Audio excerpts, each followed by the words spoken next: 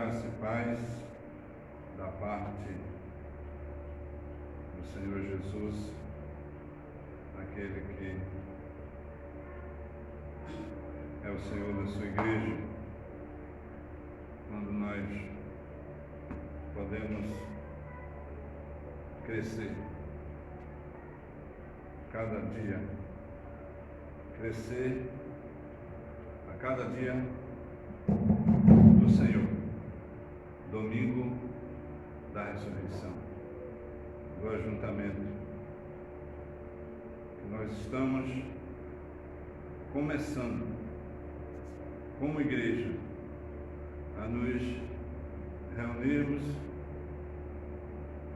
baseado no fato do chamamento para um novo normal. Novo normal esse que ainda não chegou. Estamos orando a Deus. O novo sempre é bem-vindo. E se o normal é novo e o novo é normal, isso é bênção da parte do Senhor. Você que nos assiste pelo Facebook e nós que estamos aqui na igreja, podemos crescer na graça e no conhecimento do Senhor Jesus. E nós vamos, para isso, abrir a palavra do Senhor no livro de Gênesis, no capítulo 2, de 17, de 15 a 17, e capítulo 3, de 1 a 24. Gênesis 2, de 15 a 17, e 3, de 1 a 24. E nós leremos os versículos de 15 a 17, no capítulo 3, versículo 15 e versículo 21.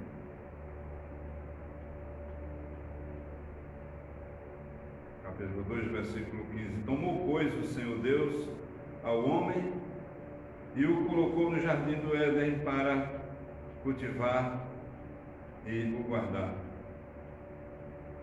E o Senhor Deus lhe deu esta ordem: de toda árvore do jardim comerás livremente, mas da árvore do conhecimento do bem e do mal não comerás, porque no dia em que dela comeres, certamente morrerás.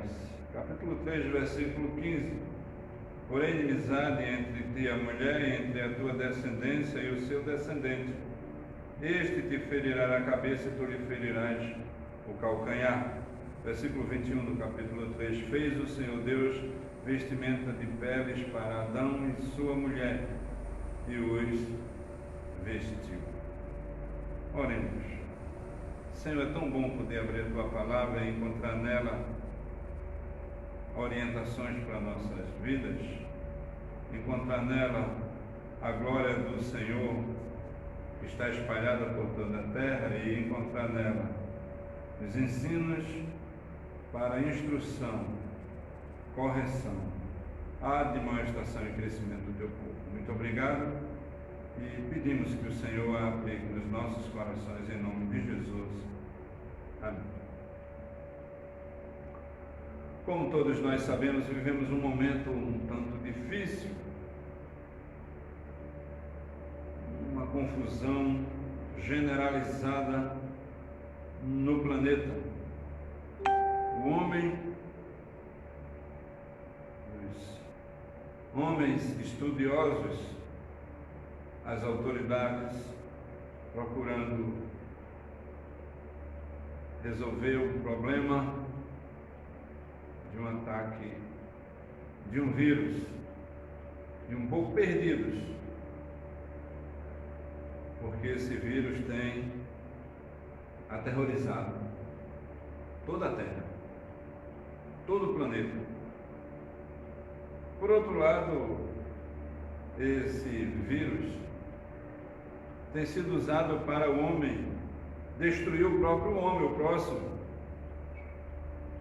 E ainda, existe um grupo sincero no meio de tudo isso, tentando conciliar essas duas realidades, procurando solução para combater essa pandemia e ao mesmo tempo procurar solução para a estabilidade do homem e a sua relação com o seu próximo, procurando solucionar a crise da disputa do homem pelo poder, usando esse momento que nós vivemos, procurando solução. Porém, nós esperamos em Deus que o homem consiga entender que ele não é nada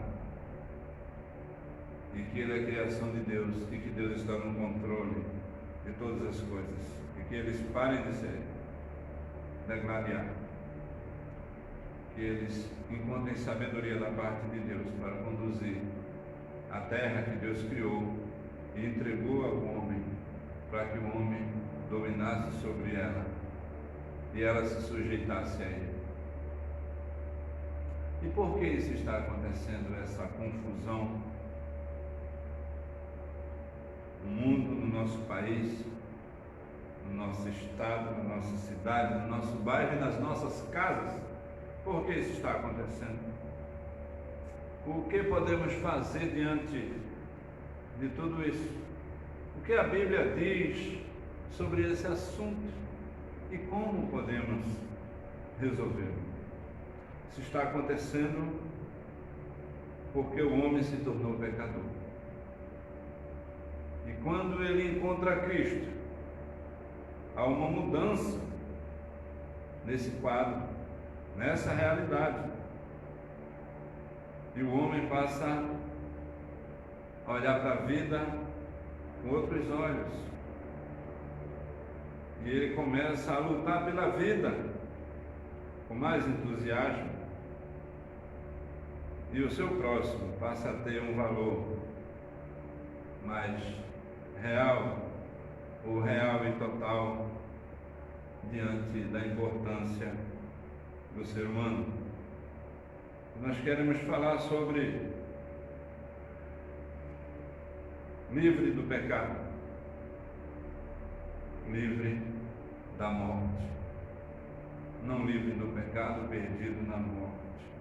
O texto de Gênesis, capítulo 2, versículo de 15 até 17, e o 3 de 1 a 24, eu li apenas o versículo 15 e o 21, mas leremos todos os versículos agora na exposição.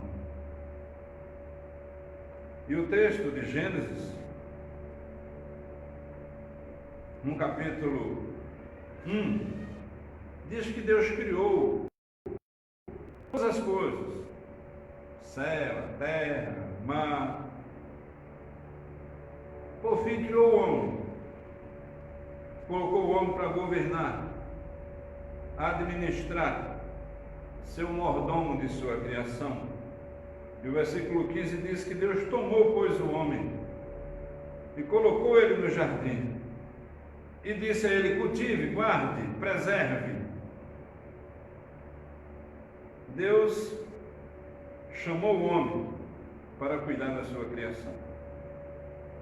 Versículo 15. Segundo, o versículo 16 diz, em segundo lugar, que Deus deu uma ordem para o homem e disse ao homem: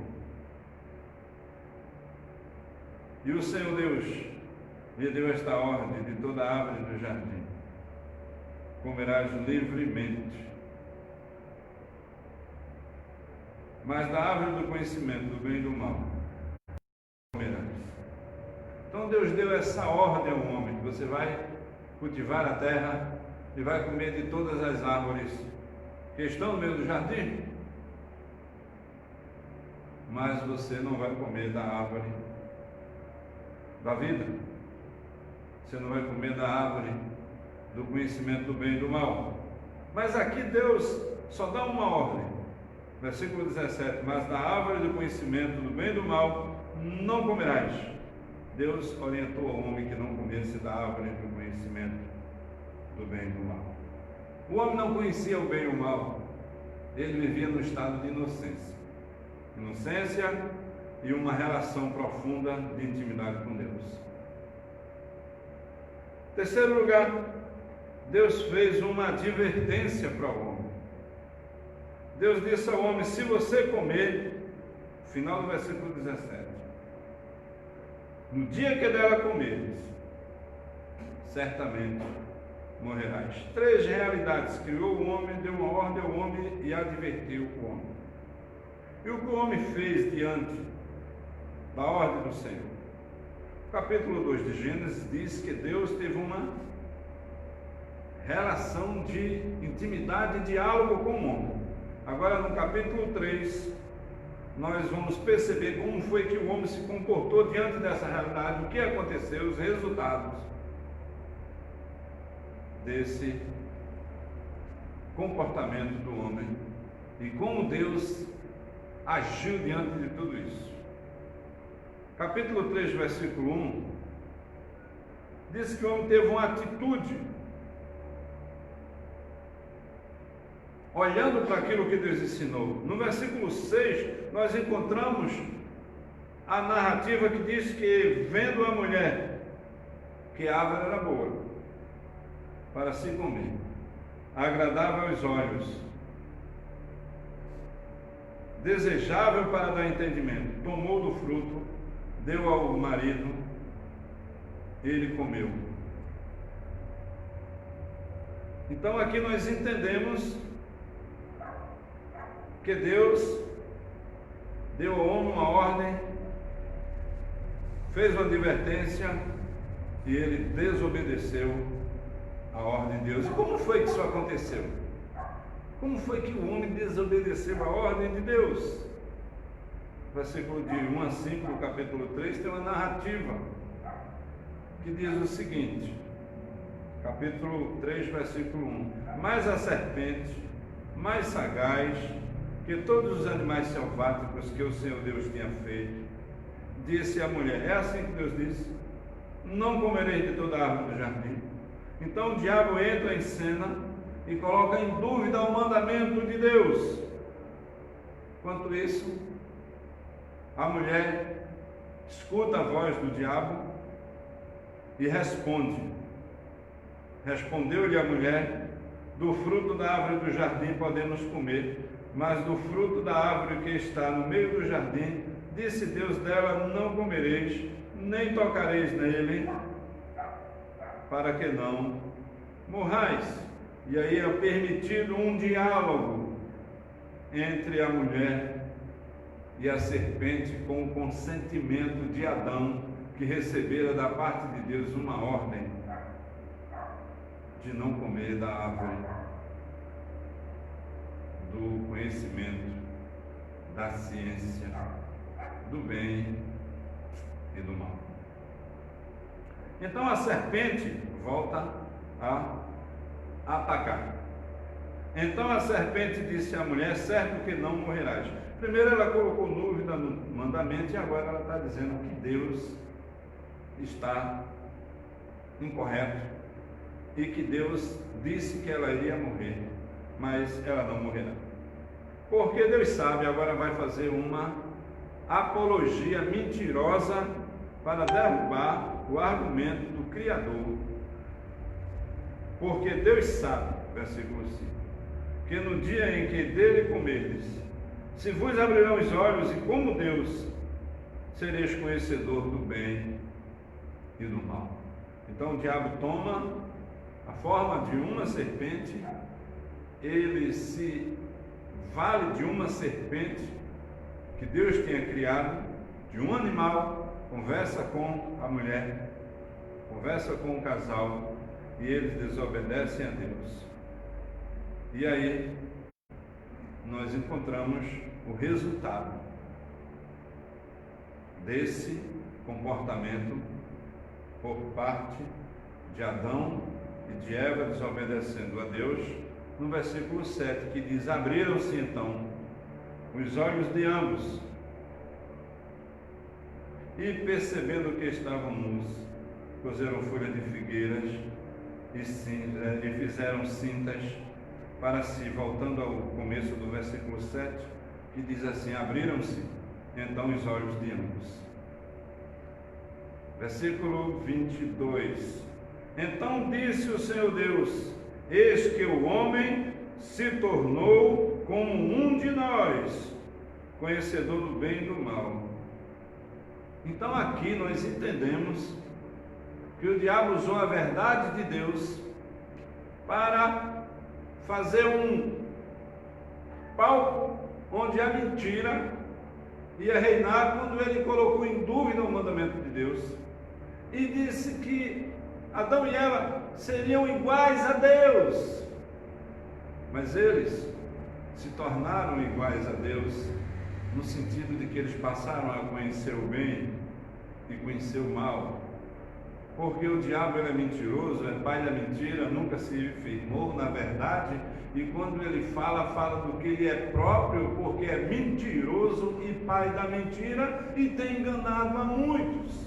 Foi assim que Jesus disse aos seus discípulos, ensinando-os, instruindo-os, quando alguns religiosos da época, que constituíam a igreja mais milenar daquele momento, que constituía o povo mais antigo, religioso, procurou Jesus, depois de Jesus dizer que ele era o caminho, a verdade e a vida.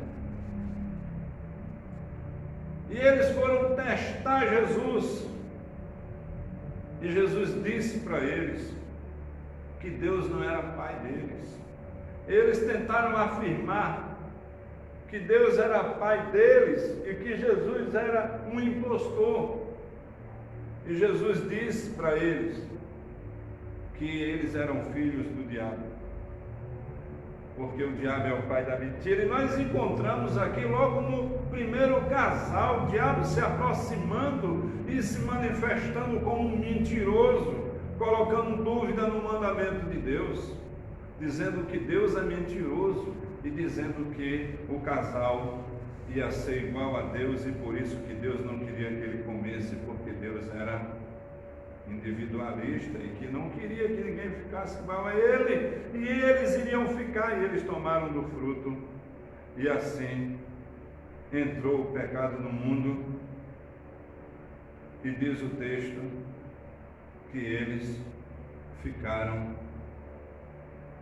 numa situação de ter saído do estado de inocência e entrado agora no estado de pecaminosidade. Eles saíram do estado de inocência, conheciam o bem e não conheciam o mal. Agora eles passaram a conhecer o bem e a conhecer o mal. Quais os resultados? Se tornaram pecadores, saíram do estado de inocência, conheceram o bem e o mal, e isso produziu uma consequência. Qual foi a consequência da entrada do pecado no mundo, da desobediência do homem? Primeira consequência, versículos 7 e 8. Abriram-se então os olhos de ambos e perceberam que estavam nus, e cozeram folhas de figueira para si. E quando ouviram a voz do Senhor Deus, que andava no jardim pela viração do dia, esconderam-se da presença do Senhor Deus, o homem e a mulher, por entre as árvores do jardim. Então a primeira consequência foi a separação espiritual. O homem se separou de Deus, e agora ele não podia mais se relacionar com Deus, e se relacionar com Deus é culto, e eles não podiam mais cultuar a Deus. E eles estavam perdidos espiritualmente. E eles se esconderam da presença de Deus. Não é assim o homem moderno? O homem moderno está separado espiritualmente de Deus. Ele não sente necessidade de cultuar a Deus. Eles não podem cultuar a Deus. A igreja não tem valor e não tem sentido.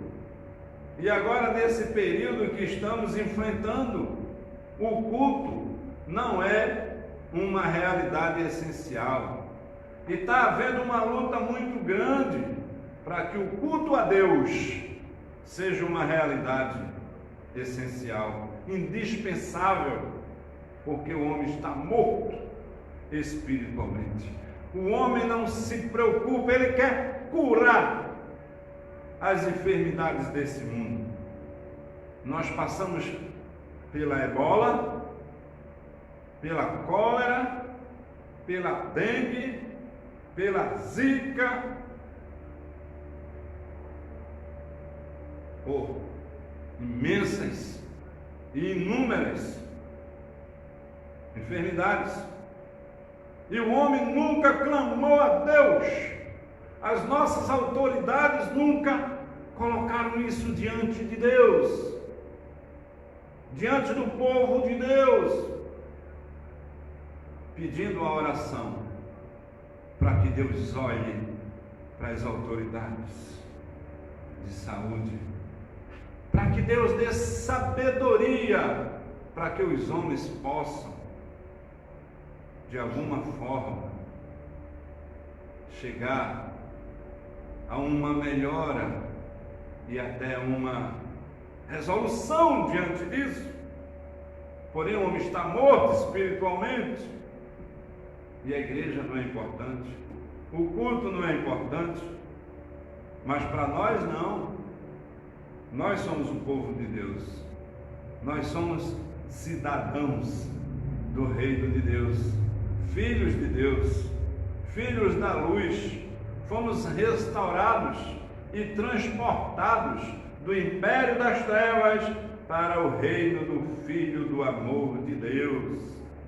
Somos igreja do Senhor.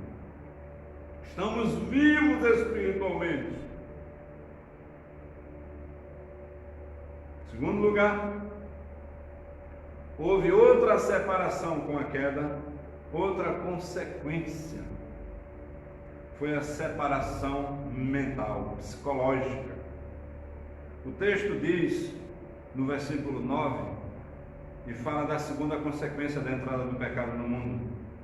Versículo 9: chamou o Senhor Deus o homem e lhe perguntou: onde estás? Ele respondeu: ouvi tua voz no jardim, e porque estava nu, tive medo e me escondi. Então o homem passou a ter medo, passou a ter dúvida, passou a se esconder da presença de Deus. O homem está confuso. O homem que Deus criou e deu para ele a graça da relação e da saúde mental, agora está doente psicologicamente e mentalmente. E o medo e a dúvida diante de Deus, o medo diante de Deus, fugindo da presença de Deus. O homem está perdido dentro dele mesmo, nos seus conflitos, ao ponto de não valorizar a sua própria vida, em resultado que alguns dão cabo de sua própria vida. Número absurdo de suicídio no mundo todo. Gente que já desistiu de viver. Gente que botou uma mochila nas costas e saiu por aí e ainda ganhou um título, um nome de andarilho. Gente que virou cigano. Gente que está perdido. Gente que resolveu desistir da própria higiene pessoal. Que mora nas ruas, nas calçadas, nas esquinas, que precisam de se encontrar consigo mesmo, mas estão perdidos, não sabem para onde vai, não sabem o destino de suas vidas, porque mentalmente estão doentes. A entrada do pecado no mundo deixou o homem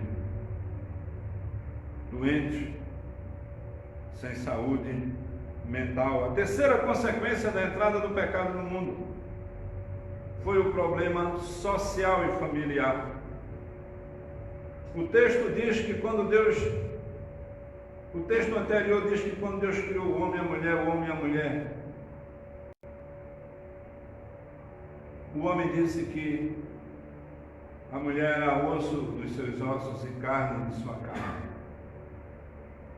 E agora, depois da entrada do pecado no mundo, veja o que aconteceu. Olhe para o versículo 11. Perguntou-lhe Deus: quem te fez saber que estavas nu? Comeste da árvore que eu te ordenei que não comesse? Então disse o homem: a mulher que tu me deste por esposa, ela me deu e eu comi. Disse o Senhor Deus à mulher: que é isso que fizeste? Respondeu a mulher: a serpente me enganou e eu comi.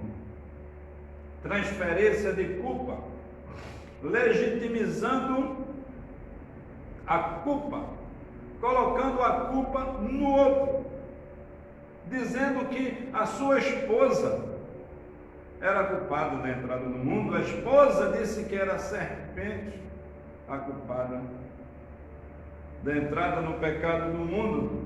Uma crise social, um problema relacionado ao próximo, uma falta de convivência com o seu próximo, uma falta de respeito para com o seu próximo, falta de valor para com o seu próximo, colocando a culpa no próximo quando a culpa é dele mesmo. Esse é o homem que Deus criou.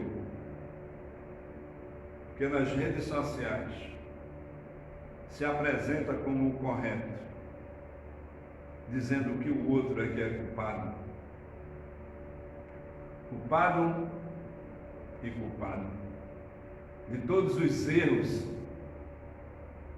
que podem ter sido encontrados em uma nação ou em um povo, se apresentando como um Messias, um Salvador, um homem que tem a proposta da esperança, porque o outro não tem significado e nem valor.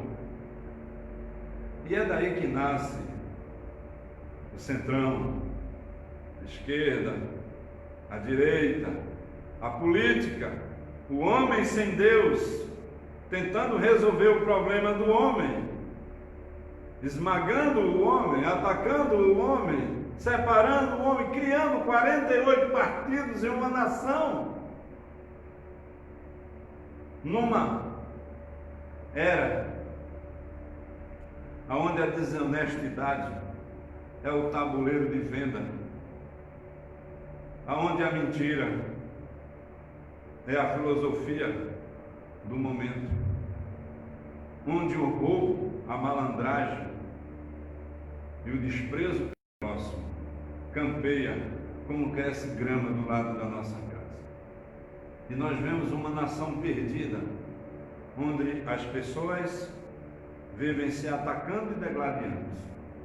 E até dentro dos lares, uma falta de entendimento, uma falta de compreensão, uma falta de convivência saudável, onde o esposo coloca a culpa na esposa, a esposa coloca a culpa no esposo, coloca a culpa nos filhos, coloca a culpa nos animais, sei lá em quem mais se coloca a culpa, quando a culpa é do pecador que realmente precisa de arrependimento.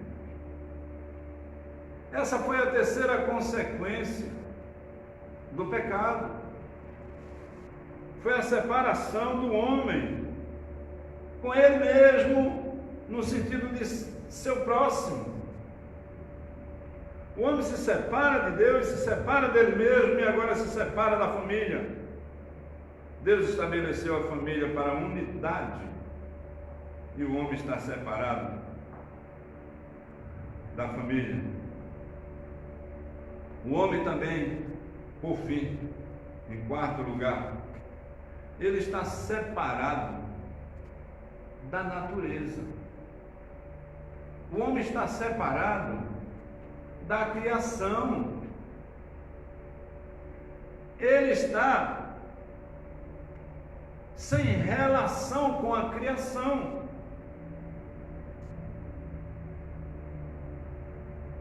O homem dominava sobre os animais, não domina mais. Ele oprime o animal. Se ele quiser pegar um leão, ele tem que laçar, aplicar um tranquilizante para poder se relacionar de alguma forma. Mas ele nunca mais vai se relacionar numa questão doméstica, de relação, de domínio sobre ele. O homem não domina sobre os animais. O homem não domina sobre a natureza. A gente dorme e acorda, vem um tufão.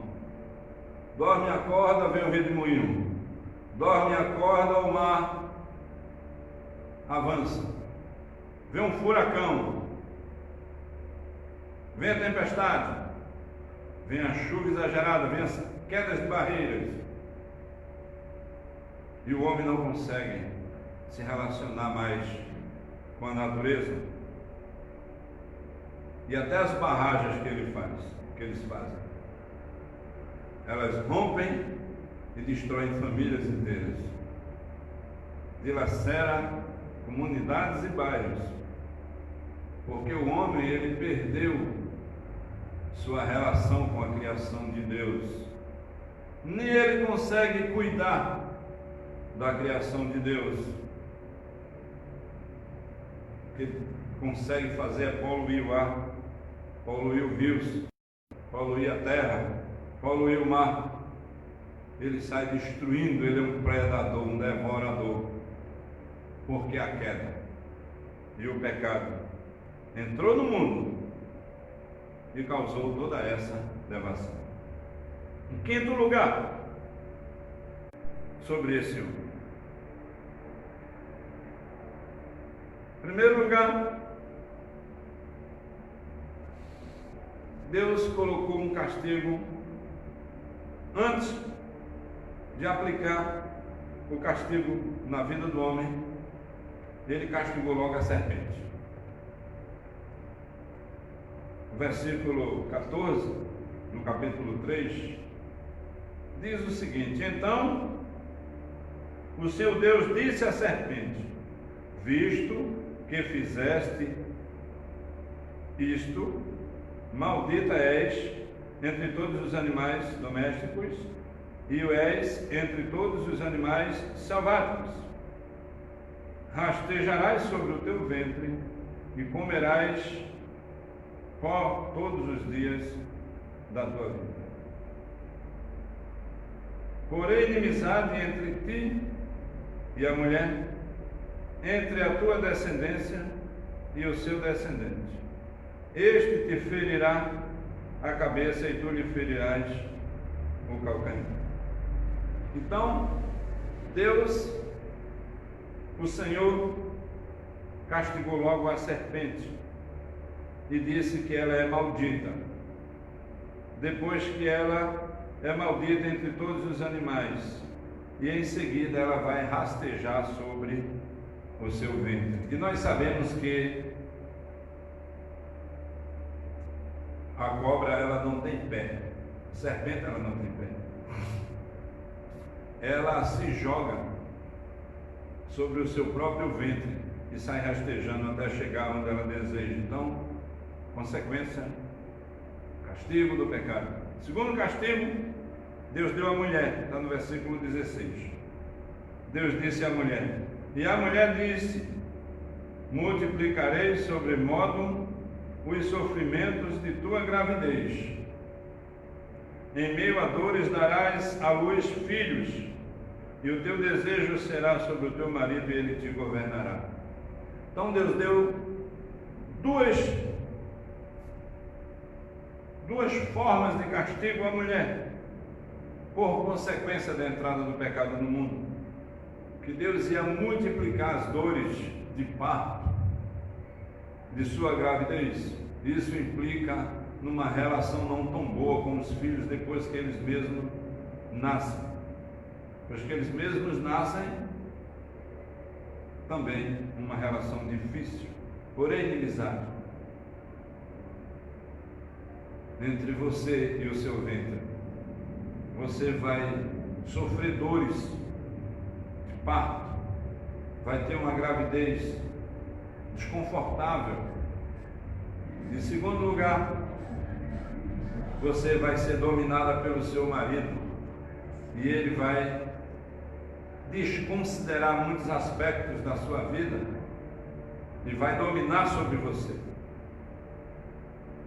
Esse castigo ficou, e hoje nós vemos um homem sem Deus, uma família sem Deus, e esperamos que as famílias com Deus, não.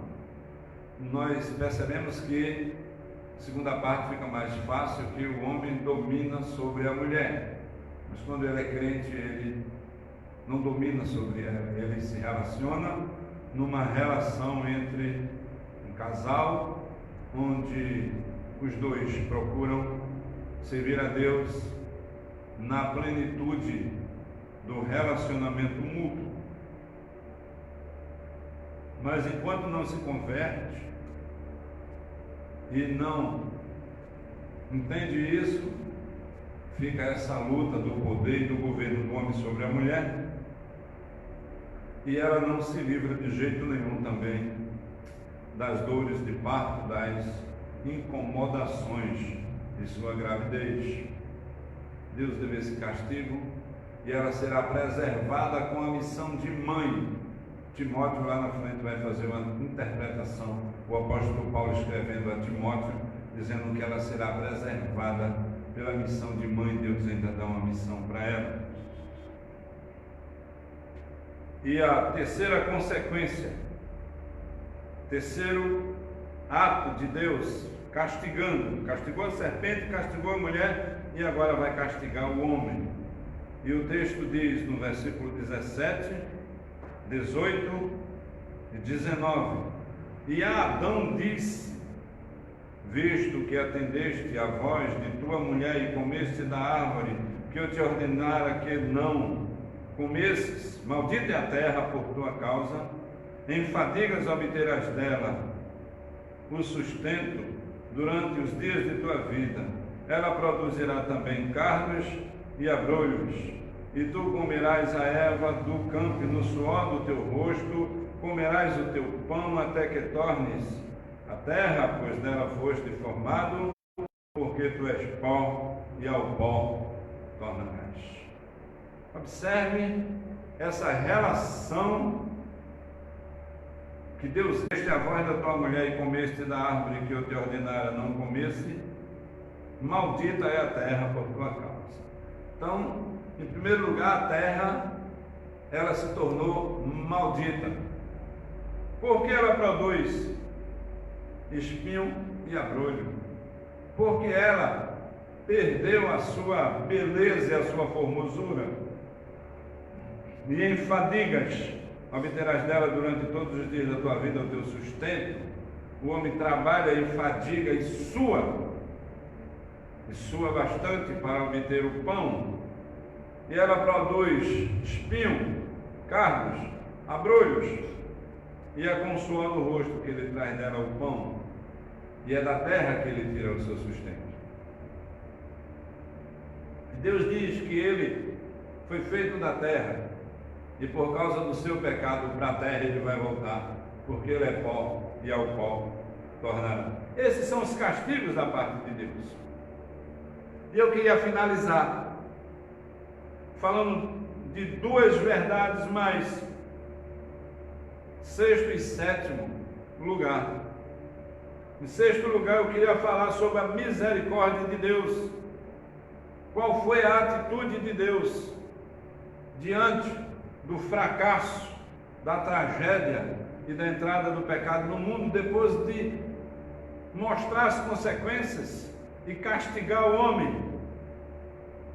Deus teve uma atitude de misericórdia e perdão, e abriu mão do seu próprio Filho. Deus Filho se propôs a dar vida para que o homem não se perdesse eternamente nos seus pecados e depois que morresse fisicamente, partisse para a eternidade morto espiritualmente.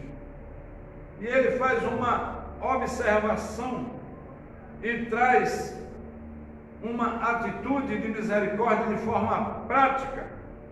E no versículo 15, ele diz ao diabo que o diabo vai ser inimigo da mulher, no sentido de que da mulher nascerá o Salvador, por inimizade entre ti e a mulher, no versículo 15, entre a tua descendência e o seu descendente.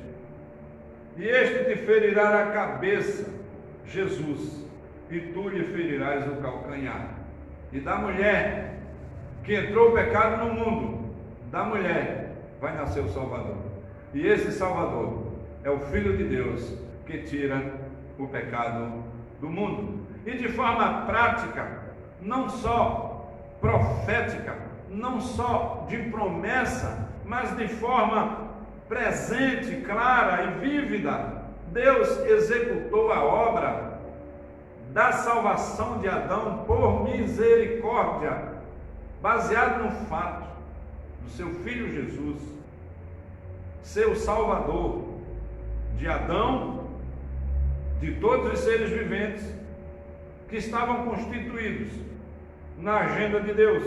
E o versículo 21 do capítulo 3 diz que Deus fez vestimentas de pele para Adão e para a sua mulher, e os vestiu, indicando que pele aqui é de animais, é de animal. E aqui houve derramamento de sangue de forma prática. Deus salva Adão do seu pecado, dando-lhe a vida eterna, quando Cristo iria ainda nascer.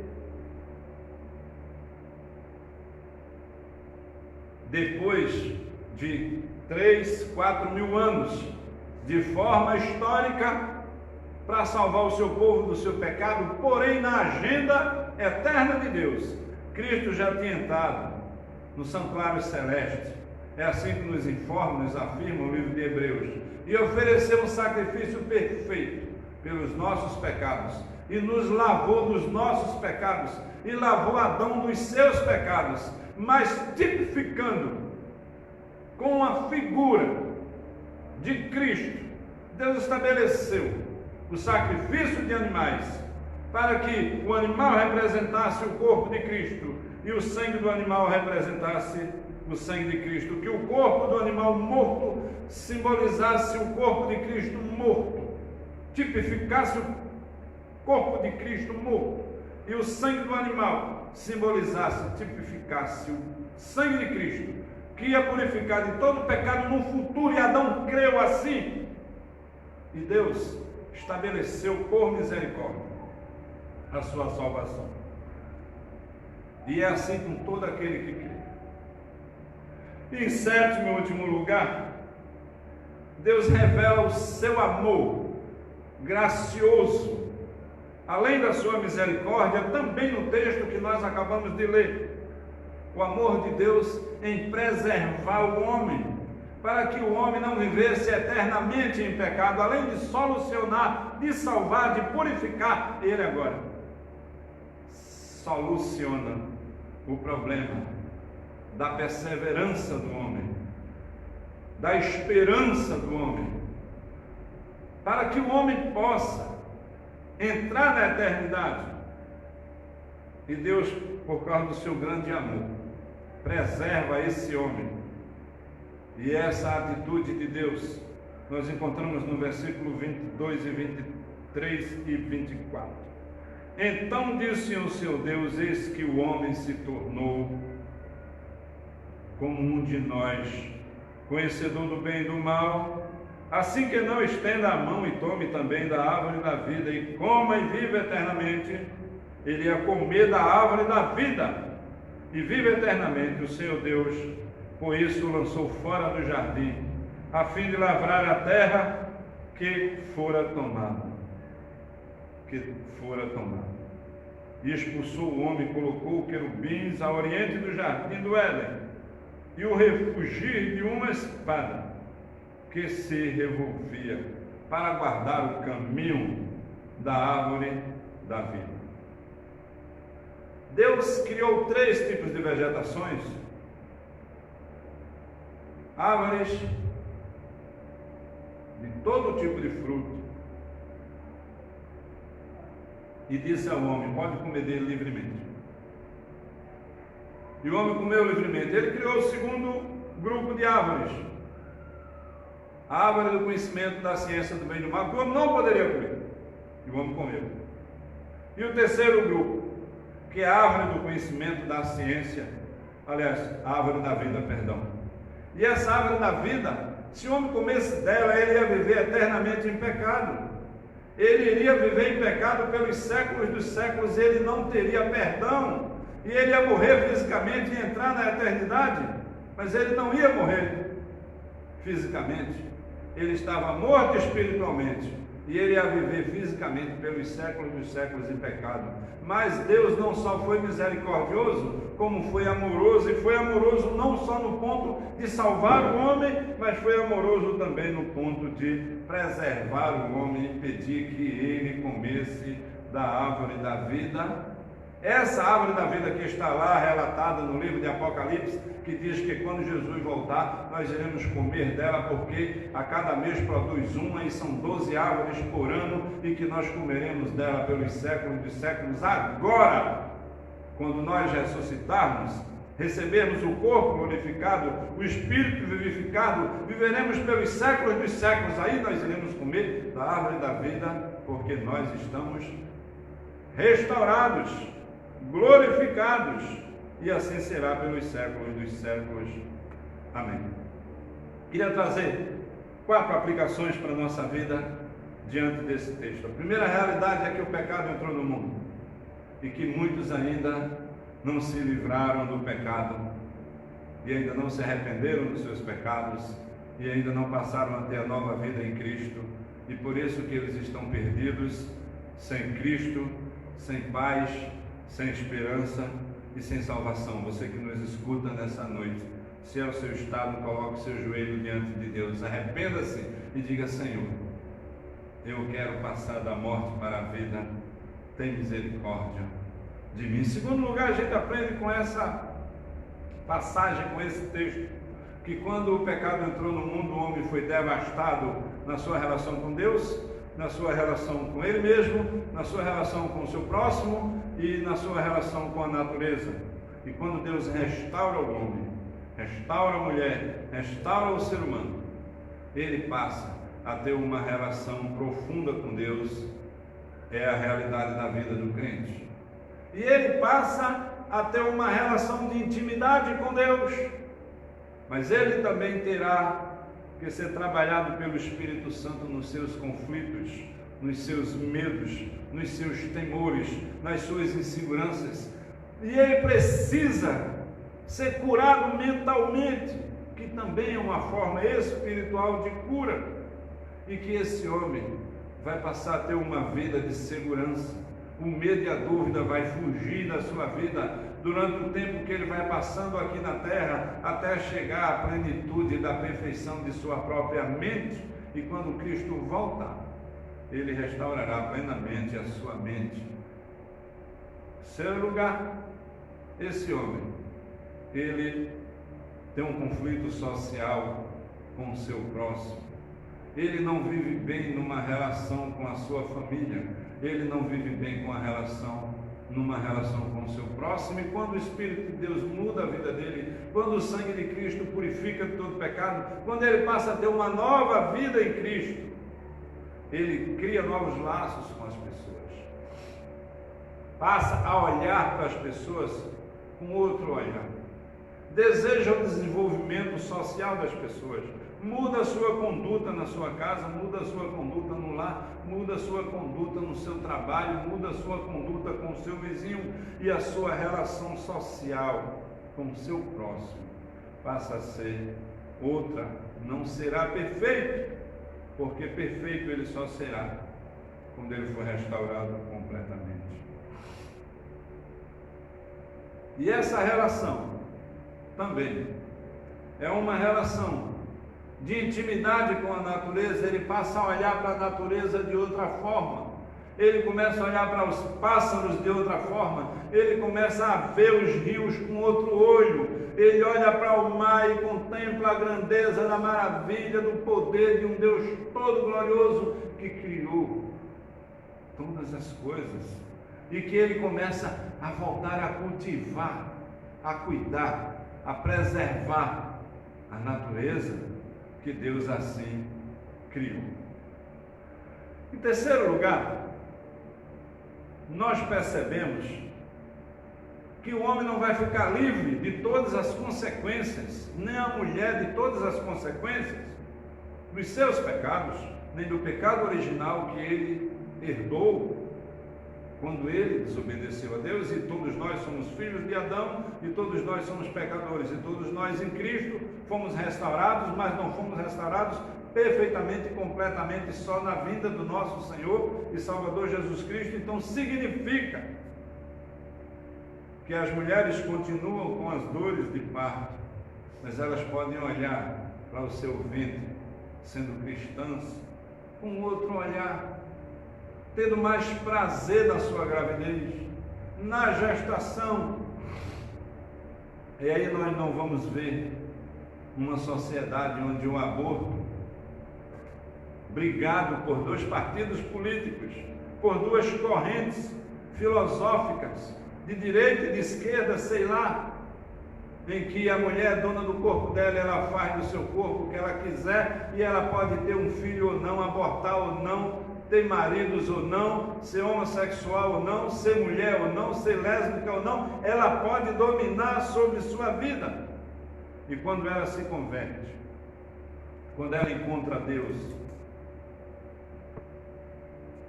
algumas consequências ficam do seu ventre e da sua vida, mas muita coisa é renovada, e ela olha para a vida com entusiasmo, olha para o seu ventre como bênção de Deus, e glorifica a Deus, e passa a amar o seu marido, e se submeter ao seu esposo, e vê-lo como cabeça do lar, mesmo até quando ele não é cristão. E o homem olha para a terra com mais entusiasmo, olha para o trabalho com mais vontade, olha e respira o sucesso na vida aqui na terra, olha e respira o sucesso da sua vida com relação ao espinho e ao abrolho, que são as dificuldades do relacionamento social, que ele vai lutar pelo seu pão todos os dias de sua vida, e agora ele vai lutar pelo seu pão com entusiasmo, dizendo: Senhor, muito obrigado pelo trabalho, o Senhor estabeleceu, me dá força, me dá saúde para que eu possa assim chegar lá. Em quarto e último lugar, um homem restaurado por Deus, ele deseja muito mais a árvore da vida do que todas as árvores que existem aqui na terra. Ele deseja incomparavelmente estar com Cristo do que estar aqui na terra. Mas ele demonstra isso pelo culto que ele presta a Deus, pelo desejo de estar na presença de Deus, cultuando a Deus, pela presença do ajuntamento com os irmãos para a adoração e o crescimento e a instrução da palavra de Deus em sua vida, pelo desejo de parecer-se com Cristo, viver para Cristo, amar a Cristo e o seu próximo, entregando-se e dizendo: eis-me aqui, Senhor, eu livre estou ao teu dispor, para que o Senhor me use e eu me desgaste pelo teu reino aqui na terra, até aquele grande dia quando o Senhor voltará e estabelecerá o seu trono, e esse reino será eterno, e será eterno para a glória de Deus. Esse é o desejo de um homem restaurado, mesmo pecador, mesmo muitas vezes se distanciando um pouco desse ensino que você escutou, mas se volta arrependido, desejoso de dizer: Senhor, a minha vida é um culto a Ti, e um culto é a entrega de nós mesmos a Deus. E assim a gente vê uma igreja que deseja esse grande dia da restauração total, quando Deus virá, restaurará esse mundo e essa terra. Que Deus nos dê graça. E o Senhor dê graça sobre cada um de nós. E a graça do Senhor Jesus, o amor de Deus Pai, a comunhão do Espírito Santo seja conosco até aquele grande dia. Aleluia. Amém.